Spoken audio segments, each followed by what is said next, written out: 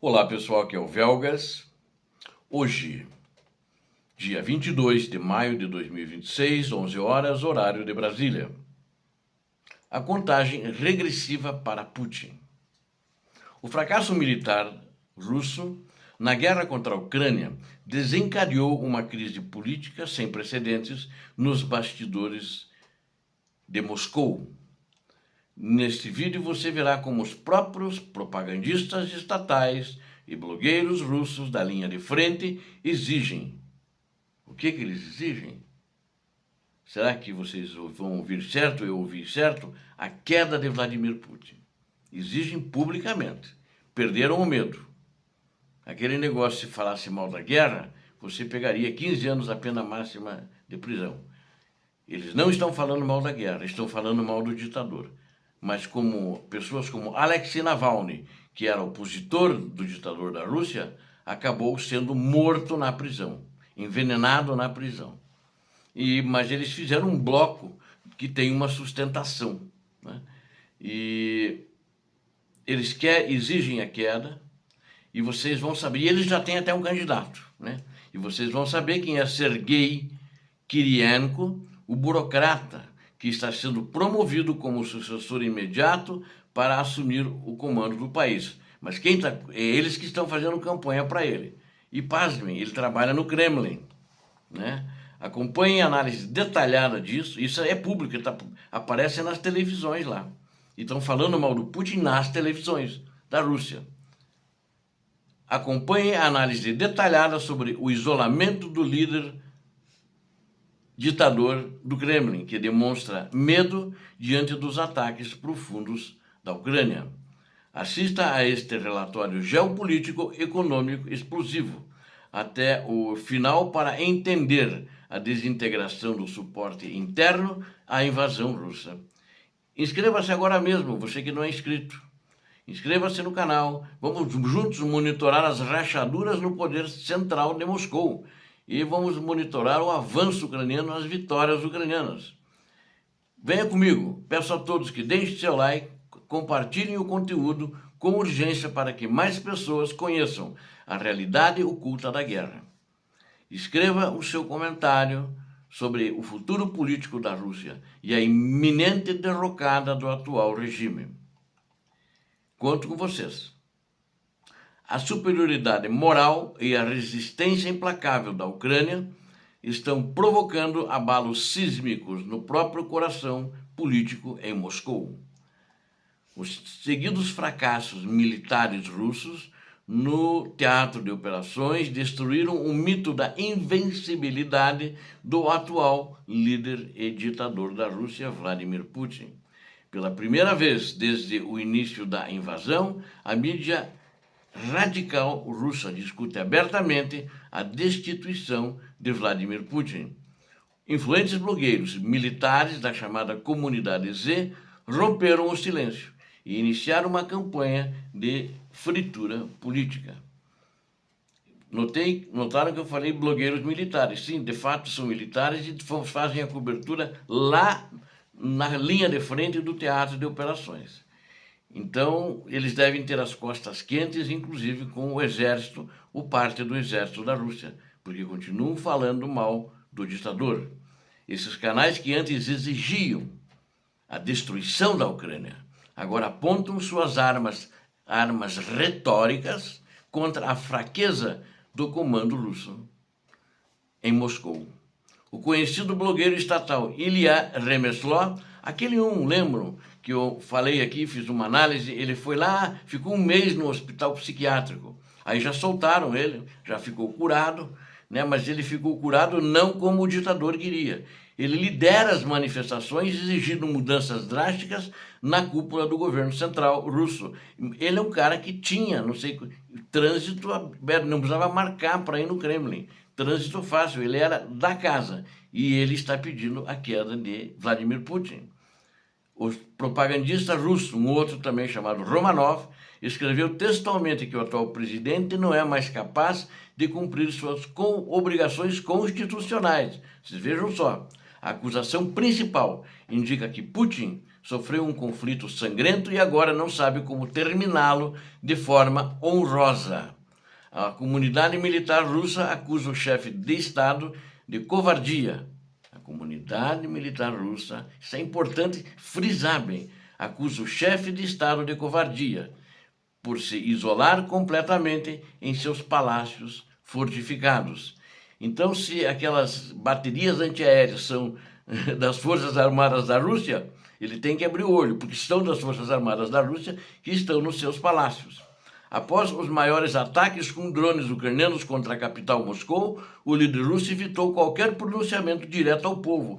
Eles estão cobrando porque você não falou para a nação. Na televisão estão cobrando, nos noticiários. Por que você não falou para a nação depois daquele ataque? Ele tinha que dar uma satisfação para o povo, né? O comando militar ucraniano demonstrou capacidade de golpear o centro do poder inimigo, quebrando a sensação de segurança interna da Rússia. Moscou ainda continua o pânico, apesar de que outra coisa, a Ucrânia está começando e vai continuar ataques muito contundentes, muito pesados contra Moscou. O Zelensky já avisou ontem também. As províncias russas de Belgorod e Kursk sofrem diariamente com as consequências da guerra, mas permanecem ignoradas pelo governante. A imprensa russa noticia isso. O medo de sofrer um atentado também impede visitas presidenciais às regiões estratégicas de Tuapse e da Crimeia ocupada. Eles estão pedindo, você não foi nem em Tuapse, aconteceu uma tragédia lá, choveu petróleo tóxico na cidade, na região, e nas cidades ao redor, a vila, e você não foi lá? Estão cobrando isso do Putin. Relatórios internos revelam que o presidente russo evita regiões presenciais com seus próprios ministros, sem o serviço secreto vigiando, no caso a KGB. A postagem do canal militar, Romanov afirma categoricamente que o líder depende de garantias externas para aparecer em público. Existe o temor real de comparecer à Praça Vermelha em datas festivas sem um acordo prévio de segurança internacional, como ele fez agora no dia 9, falou com Trump, o Trump falou com o Zelensky e uma coisa ridícula, o Zelensky assinou um decreto que não ia atacar, né? Ele disse que na Praça Vermelha e disse o seguinte: eu autorizo que seja feito o desfile do dia da vitória pela Rússia. Pegou mal, humilhou. Os russos estão bravos com isso. A conclusão política que circula livremente entre os generais russos é direta e devastadora para a estabilidade do regime. Se o comandante em chefe tem medo de enfrentar os desafios históricos, ele deve renunciar imediatamente ao cargo máximo. É o que dizem, não somente os generais. O nome preferido dos conspiradores internos para assumir o controle do Estado é o burocrata Sergei Kirienko. Kirienko atua atualmente como o primeiro vice-chefe de gabinete do Putin, e sua imagem pública sofre uma transformação radical na Rússia. Estão fazendo o nome dele.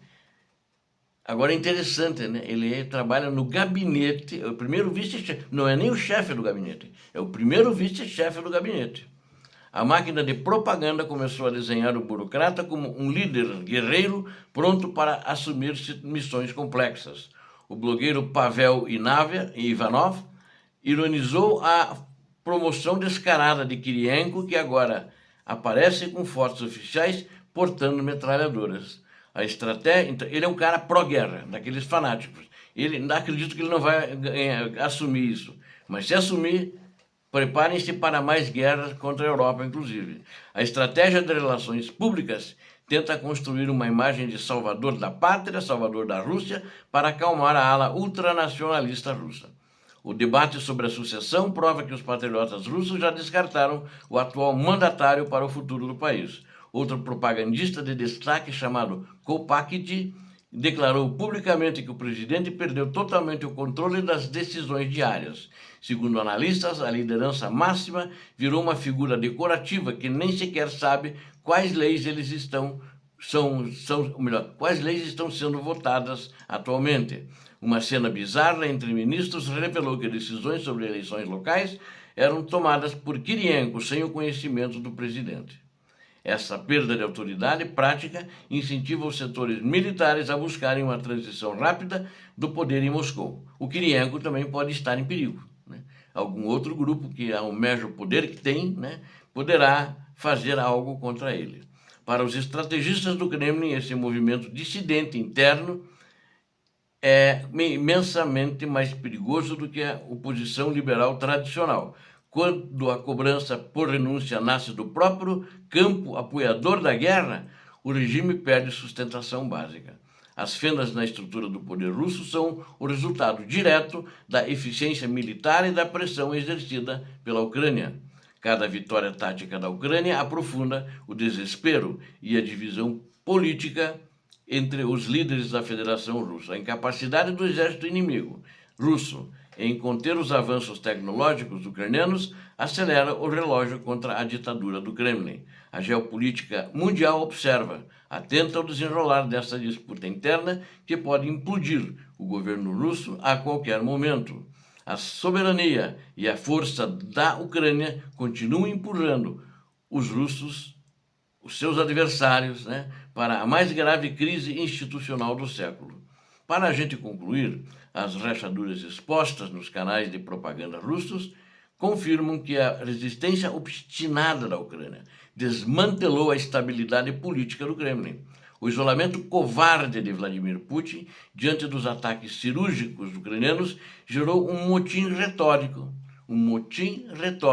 entre seus próprios aliados, que agora promovem Sergei Kirienko como o novo líder. A Ucrânia não apenas vence as batalhas no terreno geográfico, mas também derrota o regime inimigo russo por dentro, provando que a libertação total da Ucrânia está cada vez mais próxima. Obrigado a vocês que assistiram esse vídeo, conto com vocês, inscrevam-se no canal, deem um like, compartilhem com suas redes sociais, façam seus comentários. É importante, preciso de vocês. Façam isso, por favor. Peço a Deus que abençoe a todos vocês, a Deus que abençoe a Ucrânia, que abençoe o Brasil. Paz e bem, paz para toda a humanidade.